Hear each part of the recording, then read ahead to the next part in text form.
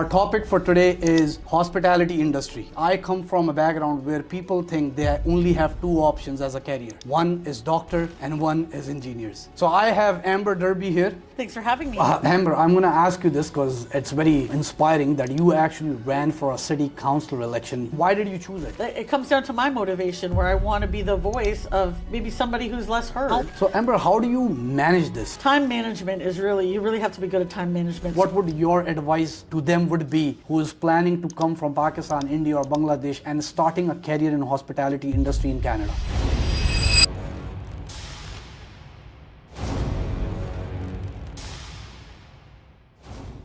Hello and welcome everyone. So thank you for joining us today, and our topic for today is hospitality industry. I've been involved with this industry for the past 6 to 9 years, and the reason why I have chosen this topic today is that I come from a background where people think they only have two options as a career. One is doctor and one is engineers. And when I came to Canada, I realized that there's so much more they can do and there are so many other careers they can pursue. So today I have a guest who has actually achieved a lot of milestones through her career. She is a director of sales and general manager for Child Hospitality Group. She has run for the election of City Council for City of Oshawa. She has been elected as a board member of Oshawa Chambers and Commerce, and she has been a part of attraction of Ontario tourism. So I have Amber Derby here, and I would like to welcome her. Thank you, Amber. Thank you for joining us today. Thanks for having me. Oh, it's a pleasure. It's a pleasure. Thank you very much for joining us and sharing your experiences and your views about this industry with my viewers. I hope they can relate to it. And actually, the reason why we started this podcast is to give them the perspective of what true success means. And I think you are going to be very inspirational for them. So thank you for coming here. Thank you. I'm honored. So Amber, before we get into it, I would want to know how you started your career, what led you to this industry, and what do you make out of this industry? Sure, absolutely. I started working at Dairy Queen, and then I was working as a banquet server at a Holiday Inn. And I loved the job at the hotel. It was never the same day twice, very exciting. And I decided to go to school for paralegal. So I got my diploma. And after I graduated, a lot of the jobs were looking for, 3 to 5 years experience, and they were starting at minimum wage. And I thought, well, let me just try something else for now. I applied to be a server at a casino.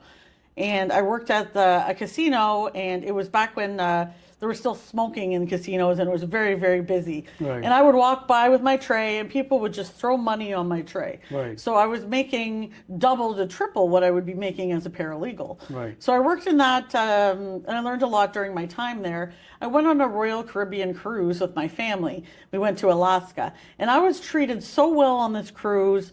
The bartenders had me behind the bar making drinks. Mm-hmm. The housekeepers made lovely towel animals on our beds every day. The front desk booked all our excursions and made sure that we were taken care of. And I felt like I was a part of their team. Right. I had such a lasting impression of that vacation that I decided I wanted to do the same. Right. I want to be the difference in someone else's day. I want to put a smile on someone's face. Right. So I started working.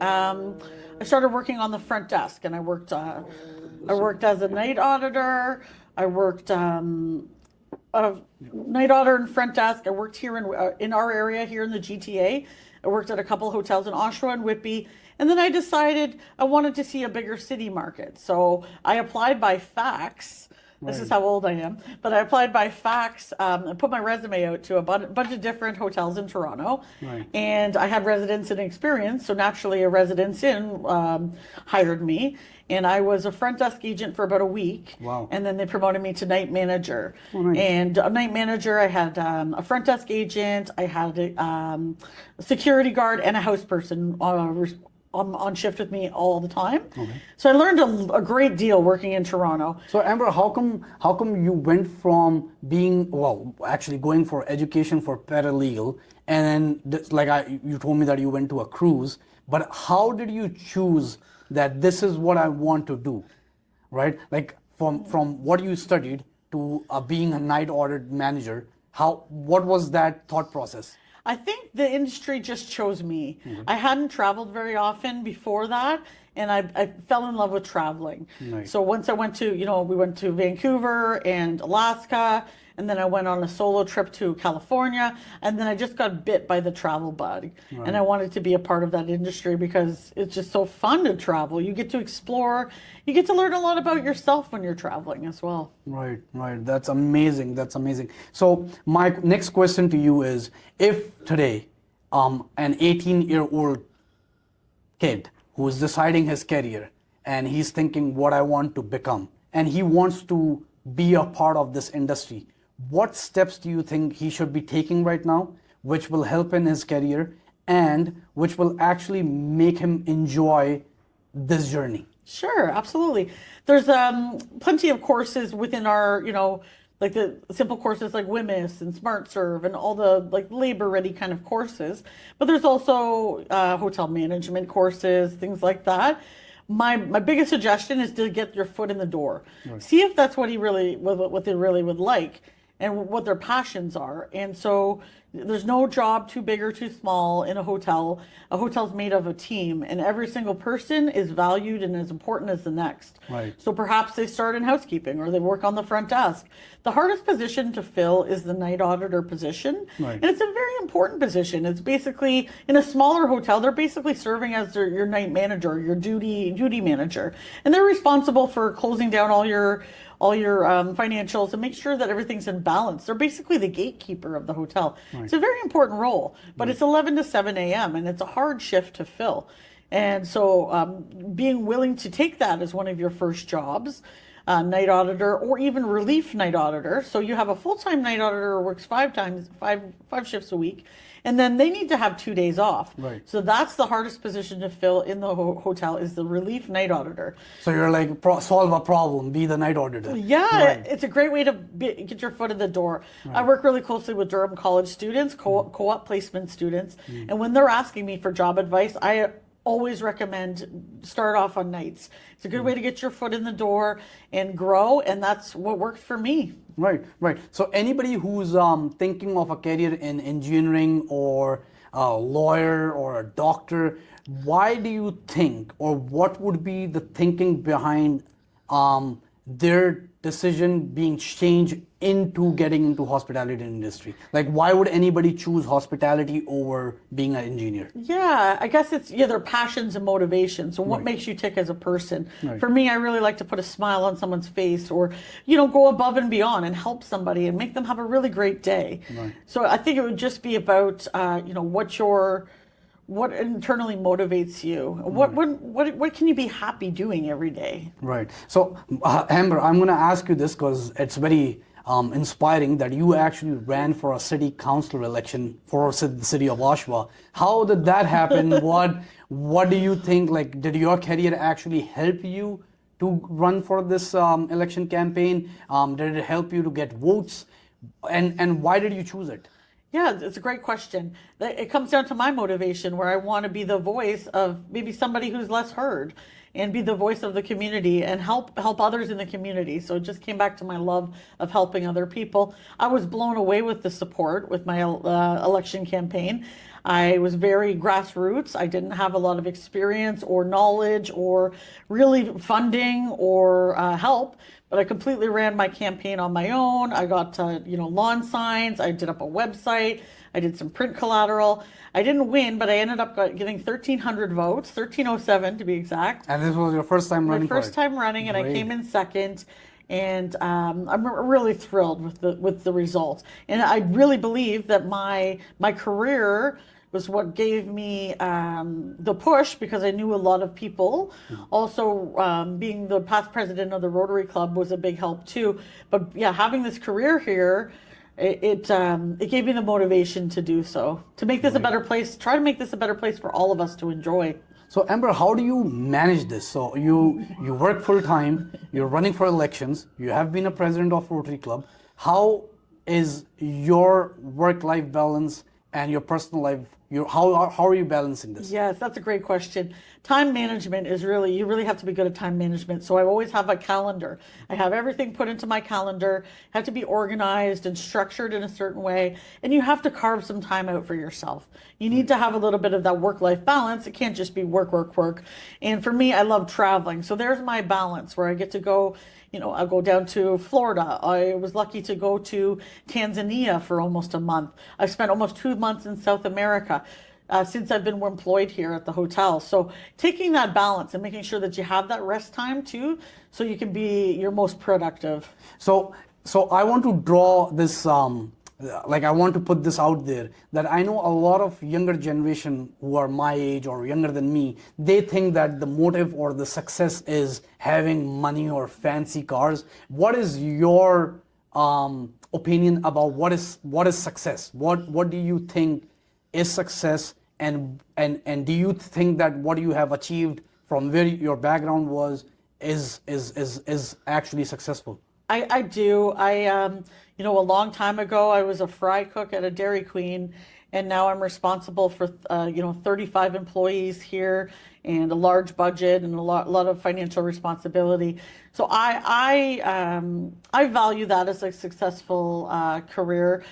We're always comparing ourselves to others, and do you have a fancy car or a big house? All of that is important, of course, and you need that to have a successful life. But I'm determining success because my employees have recently. A lot of employees have come forward and said that I'm, the best boss they've ever had. And those comments are things that means more to me than having a big fancy house. Well, I guess I don't have that, so maybe one day. But the comments that the difference I've made in other people's lives is how I truly value my So success. if I jot it down to that, it's the success, the meaning of success is to actually how you change other people's life. Is that correct? To me, it is, yeah. Right. And do you want to tell me about your traveling experience? So how does traveling actually helps you with your career, and why has it been motivating towards your career that you want to travel? Like, how does that impact your day-to-day work ethics? Sure, absolutely. Working in the hotel industry, we get some great travel discounts, or there's often IHG One Rewards points. So often I'm getting a free hotel night or a very cheap one, and that's opened up doors where I'm able to go on trips because the costs are way down because there's no accommodation cost. A couple years ago, I wanted to hike the Machu Picchu Inca Trail. Mm-hmm.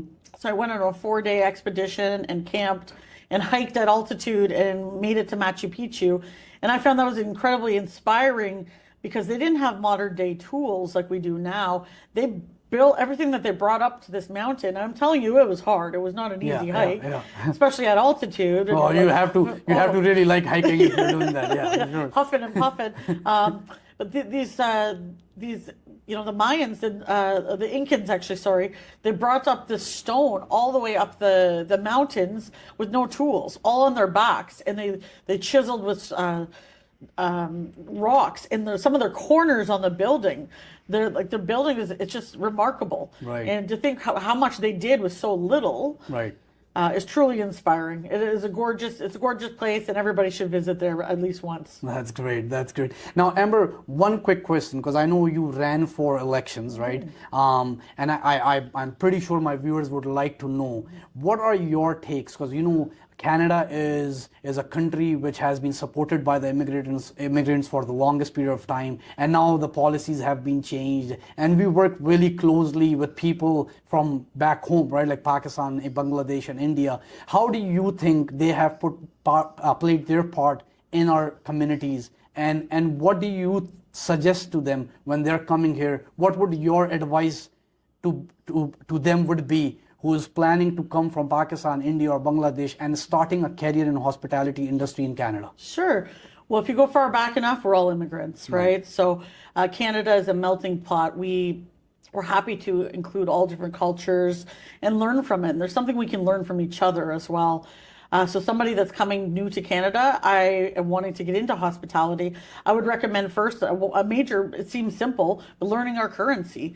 Often we've had newer Canadians on our front desk, and they have a really hard time giving change or knowing what the currency is, getting ingrained in the local culture, going to some festivals, hearing some Canadian music, Right. watch a hockey game, Right. do what Canadians do, and try to embrace our culture, and we will happily embrace your culture as well. Right, right. Well, thank you very much, Amber. I am very thankful that you joined us today and you could give insight to my viewers of hospitality industry and how you told them that they can actually be successful within this career as well. Thank you very much. You're very welcome. I want to leave with one parting quote.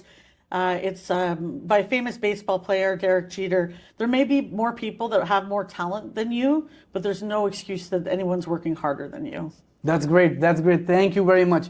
Well, thank you, viewers, for joining us today. And I hope this podcast was actually inspiring and motivational for you guys and has actually opened a new career stream for yourself to be considered while choosing a career for yourself. I really appreciate it. And thank you very much. Goodbye.